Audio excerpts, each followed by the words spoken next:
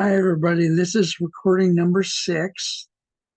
The course is called Being, Listening, and Speaking Dynamics, which is the acronym I use for it is BLSD, Being, Listening, Speaking Dynamics. We're in the listening part of the class. So I'm going to use the same example I used in the previous video, but I'm going to show you how we got to that one point. So let's say there's a woman in the class, and say we have 20, 30 people in the class. And I say, who wants to be the person I work with? And she raises her hand. And I say, okay, we're going to talk about where your listening is very good. Okay. Now,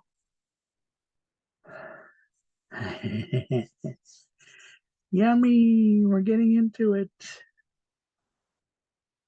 So tell me where your listening is very good. Okay, so then she's going to say, well, let's see. I have listening with my daughter, which is kind of medium. Listening with my husband, which is atrocious. I feel like he never listens. And then I say, well, but we're talking about your listening skills right now, even though it is an interaction. Remember, we said it's an interaction between the two. It's a dance. Okay, I listen at church. I listen to the preacher, and I listen to my friends on social hour at church. I think my listening is the best when I listen at work. Okay, and then I might say, well, you have a lot of people you listen to at work. You might listen to the janitor. You might listen to your coworkers. You might listen to your boss. You might listen to your boss's boss. You might listen in a large meeting where several people are speaking. Which one of these things do you feel like you do the best? And that person might say, well, I think I listen with my boss the best. Okay, that's good. Now, think about all the times you've listened to your boss. Which time when you listen to your boss do you feel like you listened the best? Well, gee, that kind of is hard to find because you've been listening to your boss for years. Which one's the best? But I say go inside yourself and look for the one that was the very best, where you felt like you were listening the very, very best. And you might say, okay, there was this time before I got the job when I was interviewing that it was the very best. Okay, tell us about that time. Well, I went in for the interview, and during the interview, I asked my boss, or I said to my boss, I'm not going to take this job unless you remodel my office. Okay, great. Okay, that happened. And what did he say? He said, okay.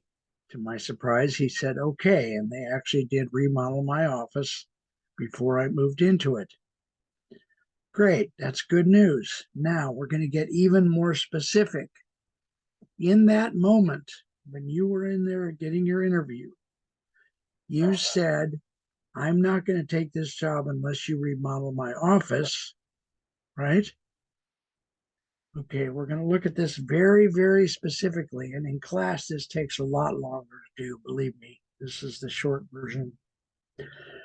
Okay, during that moment when you said, not when he had reacted yet, but when you said, I'm not going to take this job unless you remodel my office, I want to know a ton of things about that moment. What was the sunlight like that day?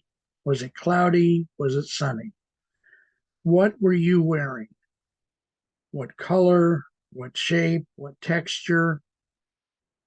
Were there any smells in the room? What did the room look like? What was your boss wearing? Now, in class, we would actually describe all of those things specifically. Like, okay, I was wearing a blue dress. It was somewhat formal because I was in a job interview. My boss was wearing this ridiculous camel colored jacket that didn't work with him, didn't seem to fit his personality.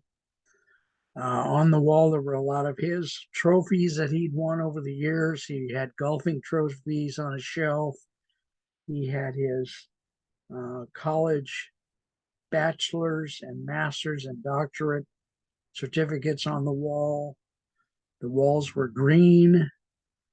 You know, we go through the whole thing, the whole entire thing. And then I say, okay, now be in that moment when there's all those things and you're listening. You're listening. Just be there listening.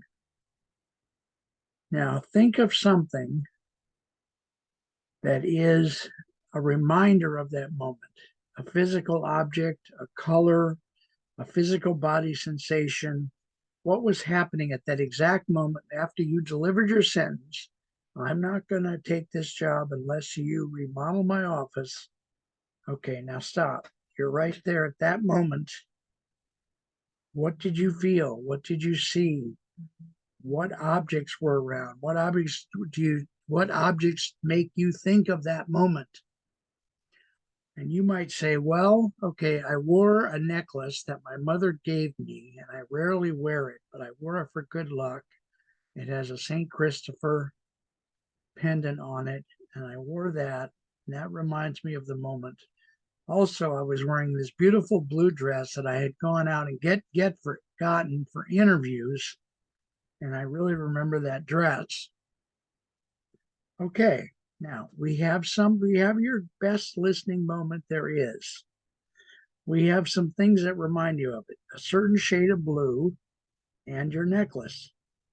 Now, we're going to leave that right there, but I want you to remember that particular color of blue and that particular necklace because we're going to use it in the near future.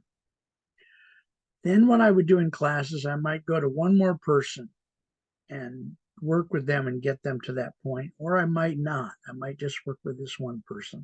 Depends on how the class is going, how people feel, if they're confused, if they understand it or not.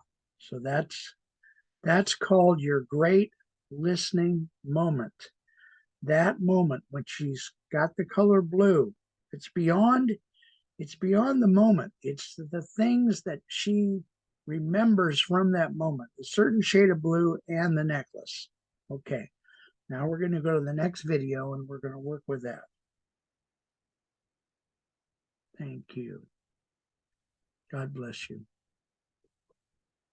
Hope that's okay. Hope that doesn't offend somebody.